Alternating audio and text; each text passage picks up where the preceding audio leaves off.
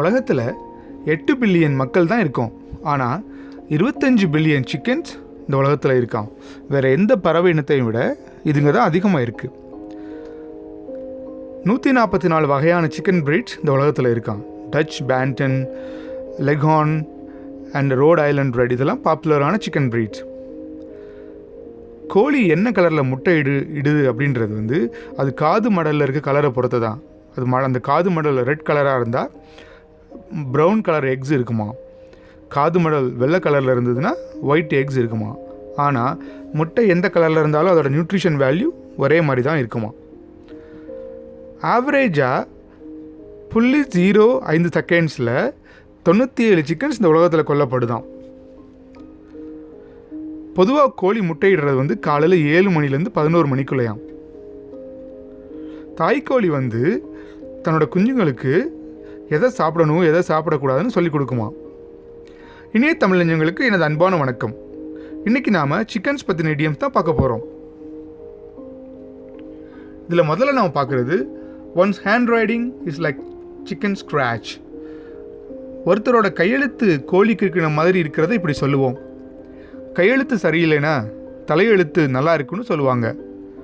சில ஃபார்மசிஸ்ட்டை பார்க்குறப்போ எனக்கு அவங்க நிலைமையை நினச்சி பரிதாபமாக இருக்கும். எப்படித்தான் சில டாக்டர்ஸோட ஹேண்ட் ரைட்டிங்கை புரிஞ்சு சரியான மருந்து மாத்திரை எடுத்து கொடுக்குறாங்களோ தெரியல. ஒரு படத்தில் விவேக் மெடிக்கல் காலேஜில் ஃபஸ்ட் இயர் ஸ்டூடெண்ட்டாக முதல் நாள் காலேஜுக்கு போவார். அப்போ அவரை ட்ராப் பண்ண வந்த பையனுக்கு, வண்டியில் வந்த பையனுக்கு லைட்டாக தலைவலிக்கும். உடனே ஒரு ஷீட்டை எடுத்து டக்குன்னு ஏதோ எழுதி கொடுப்பாரு. என்ன இது எனக்கு ஒன்றுமே புரியலை அப்படின்னு அந்த பையன் கேட்பான். விக்ஸதாண்டா அப்படி சுற்றி எழுதியிருக்கேன்னு. அதான் எனக்கு ஞாபகம் வருது. இந்த இடியமோட meaning used to describe when someone's handwriting is very messy and difficult to read that it looks like scratches from chicken feet in the dirt. Example பார்த்தோம்னா, I can't read this. It just looks like a bunch of chicken scratch to me. இன்னொரு example பார்த்தோம்னா, Timmy's handwriting is like a chicken scratch. அடுத்தது நான் பார்க்குறது don't count your chickens before they are hatched. ஒரு விஷயம் நடக்கிறதுக்கு முன்னாடியே அது நடந்துட்டதா எண்ணிடக்கூடாது. உதாரணத்துக்கு ஒரு கோழி 12 முட்டை அடக்காதுக்குன்னு வச்சுக்கோமே, அது எல்லா முட்டையுமே பொறிச்சு வெளியில் வர்றது கிடையாது. அது 2-3 முட்டை முட்டையாக இருக்கலாம். ஸோ நம்ம நினைக்கிற விஷயங்கள் சில நேரம் நடக்காமலே போகலாம். To make plans that might not happen, don't rely on something happening until it has actually happened. Example பார்த்தோன்னா, don't count your chickens before they hatch, but I think we are going on vacation. இன்னொரு example, you are preparing your acceptance speech before even being nominated. Don't count your chickens before they are hatched. அடுத்தா நான் பார்க்குறது to go to bed with the chickens. சீக்கிரமே தூங்க போகிறதுங்க. சாயங்காலம் இருட்ட தொடங்கிடுச்சுன்னா கோழிங்கெல்லாம் கூண்டில் போய் அடைய ஆரம்பிச்சிடும் இல்லையா. நம்ம தமிழில் பின் தூங்கி முன்னெழுவாள் பத்தினி அப்படின்னு சொல்லுவோம். ஒரு திரைப்படத்தில் ஒரு அம்மணி தன் கணவன்கிட்ட இப்படி கேட்பாங்க, எப்படிங்க அது உங்களுக்கு பின்னால் தூங்கி முன்னால் எந்திரிக்கிறது அப்படின்னு. அதுக்கு அவர் சொல்லுவார், நான் முதுகு காட்டி படுத்துக்கிறேன், நீ தூங்கிடு, அப்புறம் நான் திரும்பி படுத்துக்கிறேன், நீ எந்திரிச்சிருன்னு வேடிக்கையாக சொல்லுவார். Meaning to go to bed early. Example பார்த்தோன்னா, my father in law always goes to bed with chickens even on vacation. அடுத்தா நாம் பார்க்குறது to wake up with chickens. காலையில் எப்படி சூரிய உதயத்துக்கு முன்னாடியே சேவல் கூவுமோ, அதே போல் சூரிய உதயத்துக்கு முன்னாடியே படுக்கையை விட்டு எந்திரிச்சிடுறது. படிக்கிற காலத்தில் சிலர் காலையில் சீக்கிரமாக எந்திரிக்கணும்னு அலாரம் வச்சுட்டு படுப்போம். அலாரமும் அடிக்கும், அதை விட வேகமாக நம்ம அலாரத்தை திரும்பி அடிச்சுட்டு மறுபடியும் படுத்துப்போம். To wake up super early, usually before sunrise. இதுக்கு உதாரணம் பார்த்தோம்னா, I need to go to bed early tonight because I have to wake up with the chickens tomorrow. அடுத்த நான் பார்க்குறது a chicken and egg situation or a chicken and egg problem. முட்டையிலேருந்து கோழி வந்துச்சா இல்லை கோழிலேருந்து முட்டை வந்துதான் தெரியாத குழப்பங்க. மனிதன் திரைப்படத்தில் வர்ற பாட்டு மாதிரி, மனிதனை கடவுள் படைத்தானா இல்லை கடவுளை மனிதன் படைத்தானா. வேலை வேணும்னா எக்ஸ்பீரியன்ஸ் வேணும்னா வேலை வேணும் இல்லையா. இதோட meaning, a situation in which it is impossible to know which of the two things existed or happened first. An impossible situation with no good answer. Example பார்த்தோன்னா, you need experience to get a job.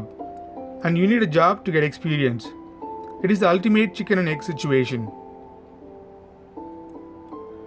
அடுத்தா நான் பார்க்குறது if it ain't chickens, it's feathers. வாழ்க்கையின துன்பங்கள் இருந்துக்கிட்டே தாங்க இருக்கும். ஒன்று மாற்றி ஒன்று வந்துக்கிட்டே தான் இருக்கும்.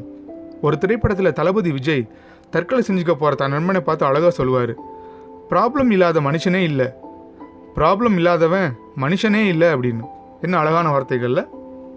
இதோட meaning, there will always be problems in life because that is a fact of existence on earth. Example பார்த்தோன்னா, now that I'm finally done with school, I've got to worry about getting a job. If it ain't chickens, it's feathers. Another example, he's got plenty of money now, but he's in such a bad health, he can't enjoy it. If it ain't chickens, it's feathers.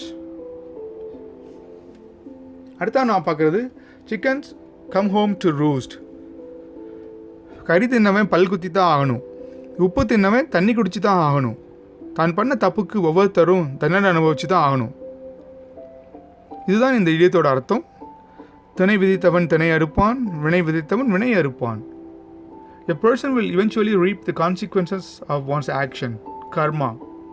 Example பார்த்தோன்னா, he didn't even get in trouble for what he did. Well, remember that chickens always come home to roost. One day he will pay for what he did. அடுத்தா நான் பார்க்குறது fox in the hen house.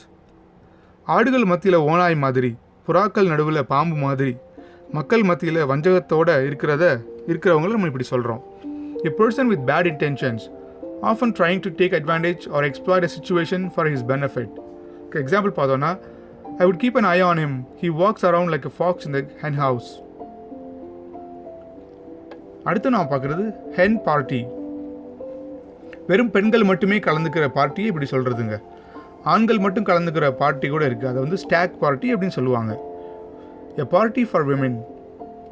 I heard that meeting was nothing but a hen party. அடுத்தா நான் பார்க்குறது to run like a chicken with its head cut off. ஒரு கோழியோட தலையை வெட்டிட்டா அது எப்படி திக்கு தசை தெரியாமல் கண்ணா பின்னான்னு ஓடுமோ, அதே போல் என்ன செய்கிறோன்னு தெரியாமல் எங்கே போகிறோன்னு தெரியாமல் தடிக்கட்டு ஓடுறதுங்க. அல்லது ஒரே நேரத்தில் நிறைய வேலை இழுத்து போட்டுக்கிட்டு செய்கிறது. ஒரு பின் குறிப்பு சொல்ல நான் ஆசைப்பட்றேன். ஒரு தலை அறுத்த கோழி சில நேரம் சாகிறதுக்கு முன்னாடி ஒரு ஃபுட்பால் ஃபீல்டு அளவு கூட ஓடுமா.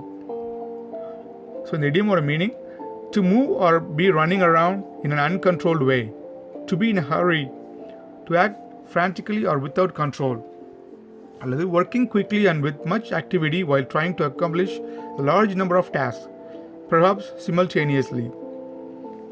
Example பார்த்தோன்னா, when school let out, the children ran out like a bunch of chickens with their head cut off. இன்னொரு எக்ஸாம்பிள் பார்த்தோன்னா, give yourself enough time before deadline so that you don't have to be running around like a chicken with its head cut off at the last minute. இந்த வரிசையில் நம்ம கடைசியாக பார்க்குறது chicken hearted. சரியான பயந்தாங்கோழி அப்படிங்கிறோம்ல, don't be a chicken அப்படின்னு கூட ஆங்கிலத்தில் சொல்லுவாங்க. ஒரு பின் குறிப்பை சொல்ல நான் ஆசைப்பட்றேன். A chicken heart beats from 220 to 330 times per minute. So ஒரு நிமிஷத்துக்கு 220லேருந்து 360 வரை சிக்கனோட ஹார்ட்டு துடிக்குமா. To be cowardly. So example பார்த்தோன்னா, I'm not surprised he didn't go to the ride. He is too chicken hearted. இன்றைக்கி பார்த்த காணொலி உங்களுக்கு பிடிச்சிருக்குன்னு நினைக்கிறேன். இது வரைக்கும் நம்ம சேனலை சப்ஸ்கிரைப் பண்ணாலும் சப்ஸ்கிரைப் பண்ணிக்கோங்க. ஃப்ரெண்ட்ஸ் கூட ஷேர் பண்ணுங்கள். பிடிச்சிருந்தால் லைக் பண்ணுங்கள். உங்களோட கருத்துக்களை கமெண்ட் செக்ஷனில் போடுங்க. நன்றி. மீண்டும் இதேபோல் மற்றொரு காணொலியும் சந்திப்போம்.